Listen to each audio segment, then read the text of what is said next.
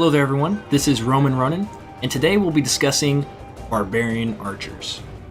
So Barbarian Archers are a little bit different from their Greek counterparts, but if you are entirely new to Archer play, you should check out our Archer tutorial video.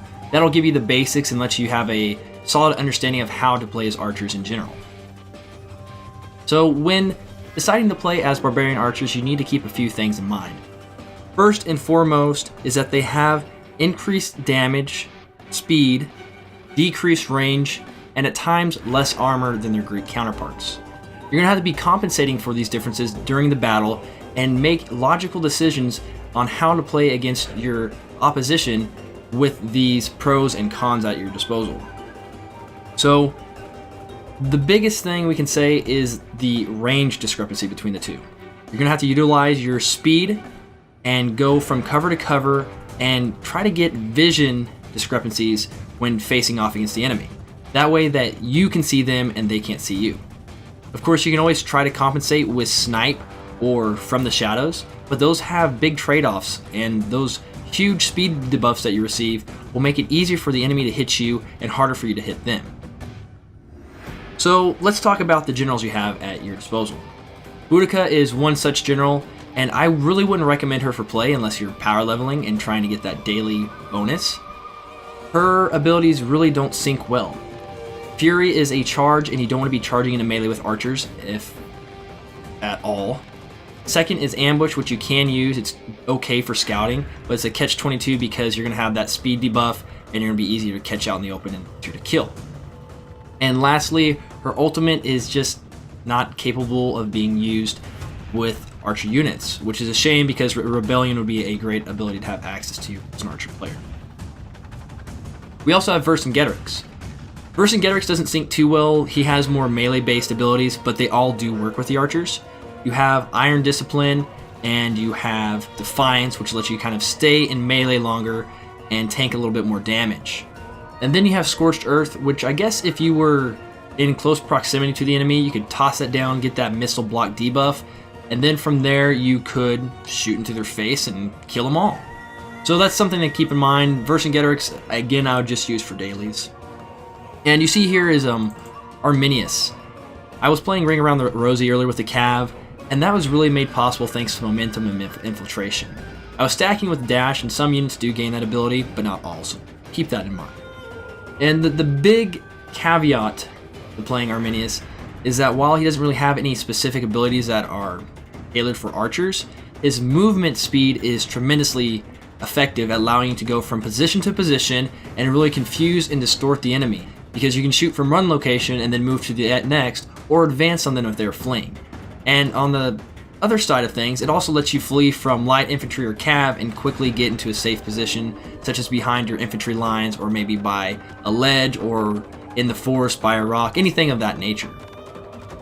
Frenzy is kind of a toss-up ability. I believe it gives a debuff to your melee defense, a huge one at that, but it gives you a melee attack increase. I just don't see much purpose of it for archers. You do have access to it.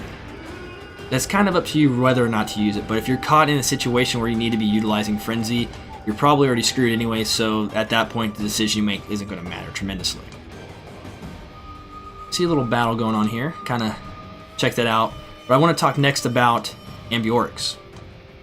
Ambiorix is the granddaddy, the king of Barbarian Archers in terms of utilization as a general. You have Crippling Shot, which allows you to stop cavalry charges in their tracks. If I was utilizing Ambiorix in the situation you saw below, I could have shot Dr. Denny right in the freaking face and made him eat grass. Not ass, that's a little gross. But moving right along now, we also have access to Haste. This is a ability that gives you an increase in your missile fire rate and your speed. This is an amazing ability to use in archer duels. It lets you not only fire faster, but more quickly and readily move to a new position, allowing you to dodge those incoming missile volleys.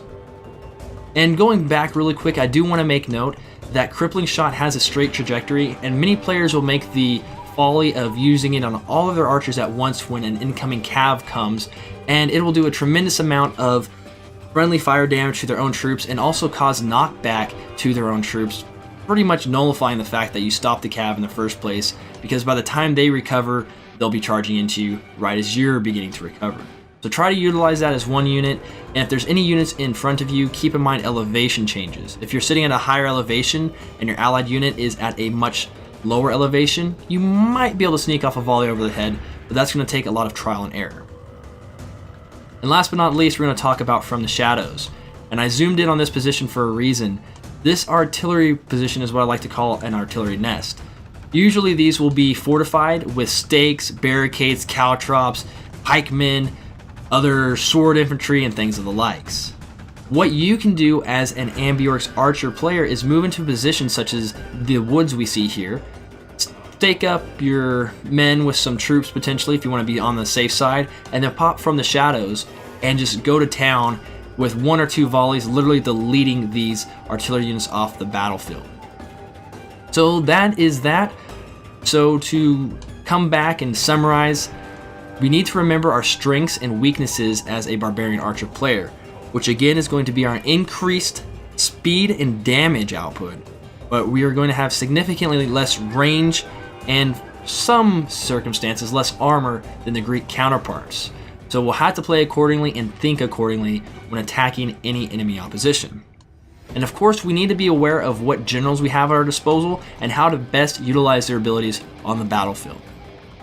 With all that being said, I appreciate you all for taking your time to watch this video. Don't forget to like, comment, and subscribe. And I'd like to let you all know that RomanRonin has some special treat in store for you. And that will be a new series coming to you next week about the history of CA and how their past decisions could affect their future decisions. So with that, thank you and take care.